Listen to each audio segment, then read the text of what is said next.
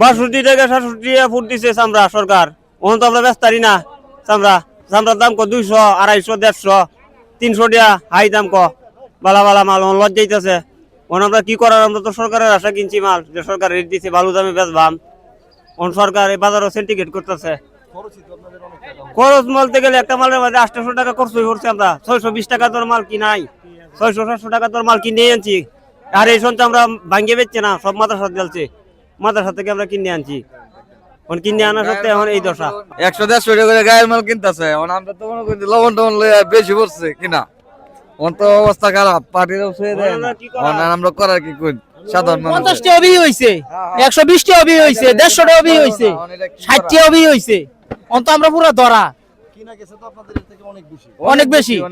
আমরা 300 টাকা কিনছি, 200 টাকা কিনছি, 250 টাকা কিনছি, 700-800 টাকা মাল কিনছি। আমরা পুরো লস।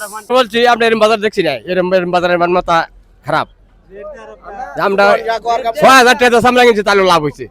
আর অনেক মাং নাও দেয়, তাহলে আমাদের জীবন যাইতেছে। আমরা মাং নাও দিন, আমাদের এরকম কষ্ট হয়েছে। কি করবো মাল লিয়া, আবার লবণ দেওয়ার লাগবো, আবার এটা গাড়ি ভাড়া দিতে হবে। এই মাল নিয়ে বাড়ি ঘরে ধুয়ে দেওয়ার জিনিস না এটা।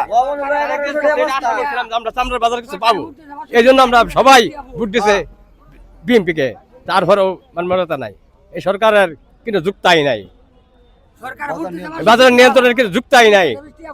এমন যে খারাপ করছে, কিছু করে নাই। কি করতেছে এটা লইয়া? এটার জন্য সরকার দায়ী। কোটি কোটি টাকার ব্যবসায়ী, চামড়া ব্যবসা।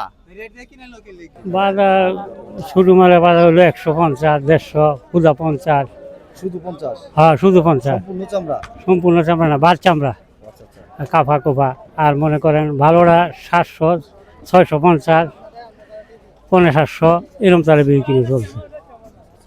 আপনাদের যে চাহিদা ছিল বা যতটুকু টাকায় আপনারা কিনেছেন বা খরচ করার পরে কি এত টাকা বিক্রি করলে আপনাদের হয় নাই, বিক্রি এত টাকা হয় নাই, অনেক টাকা লাগে, আরো ঘাটতি রয়েছে? অনেক ঘাটতি, অনেক ঘাটতি। এই বছর কি তাহলে চামড়া ব্যবসায়ীদের অবস্থা অনেকটা খারাপ থাকবো?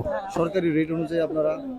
সরকারি অনুযায়ী 60 টাকা বলে শুনছি, 55 টাকা কয়টি ওরে নেয় অনুযায়ী বাদ দেওয়া, বাদে তো শেষ।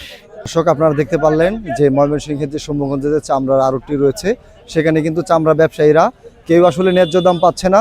এবং তাদের অভিযোগ, সরকার ইতিমধ্যে যদি একটি টিম চালু রাখে যে বাজারগুলো পর্যবেক্ষণ করবে এবং তাদের যে মূল্য রয়েছিল, যে মূল্য সরকার নীতি নির্ধারণ করে দিয়েছিল, সে অনুযায়ী বিক্রি করলে তাদের কিছুটা লাভবান হওয়ার সম্ভাবনা রয়েছে।